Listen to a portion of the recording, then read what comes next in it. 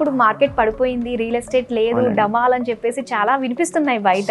హైదరాబాద్ లో real boom తగ్గిందా? Real estate లో పెట్టుబడులు పెట్టేందుకు జనం ఆసక్తి చూపటం లేదా? ప్రతికూల పరిస్థితులతో రియల్ ఎస్టేట్ రంగం సతమతమవుతోందా? నిజంగా కాసేపటికి రియల్ ఎస్టేట్ లేదనుకుందాం, పడిపోయింది అనుకుంటాం. రియల్ ఎస్టేట్ పడిపోయింది కాబట్టి ఇప్పుడు 10 ప్లాట్లు కొనుక్కోవచ్చు కదా. ప్లాట్ అనేది మీ ఫ్యూచర్ లో పిల్లల భద్రత కోసం, మనం ఏ రోజు పని చేసినా ఏం చేసినా మన ఫ్యూచర్ కోసమే కదా. ఒక 100 రూపాయలు గ్రామ్ బంగారం తగ్గింది అంటే లైన్ కడుతున్నారు. మరి భూమి విలువ అలా ఏకదం పడిపోయిందని చెప్తున్నారు కదా, మరి వెళ్ళి మీరు ప్రాపర్టీ కొనుక్కోవచ్చు కదా. అది మంచి అవకాశం కదా. భారతదేశంలో తెలంగాణలో 40% people they having own property, 60% లేకుండా ఉన్నారు. అందులో మేము బ్యాంక్ సదుపాయం ఇస్తున్నాం, లీగల్ నెంబర్ 1 లేకున్నాం, 25 హిస్టరీ ఉంది. మరి మీరు ఇప్పుడు వెళ్ళి ప్రాపర్టీస్ కొనుక్కోవచ్చు కదా. అది మేము ఇచ్చే సలహా. రియల్ ఎస్టేట్ పడిపోతే 100 కోట్లు అమ్మే కోకాపేట నుంచి 177 కోట్లు అమ్మే స్టేజ్కి హైదరాబాద్ రాదు కదా. చాలా మంది తెలియని విషయం ఏంటంటే డబ్బుని మనిషి మాత్రమే సంపాదిస్తుందనే భ్రమలో ఉంటారు. కానీ ఇంటెలిజెంట్ పీపుల్ ఏం చేస్తున్నారంటే డబ్బుని ఇన్వెస్ట్మెంట్ చేసి వాళ్ళు పడుకున్నా, వాళ్ళు క్యాల్కులేషన్ చేసుకోకున్నా, వాళ్ళు రిస్క్ తీసుకోకున్నా, వాళ్ళు హ్యాపీగా ప్రశాంతంగా ఉన్నా కానీ వాళ్ళు పెట్టిన ఇన్వెస్ట్మెంట్ డబ్బు రూపం సంపాదిస్తుంది. తెలుసుకున్న ప్రతి వ్యక్తికి రియల్ ఎస్టేట్ లో ఒక మంచి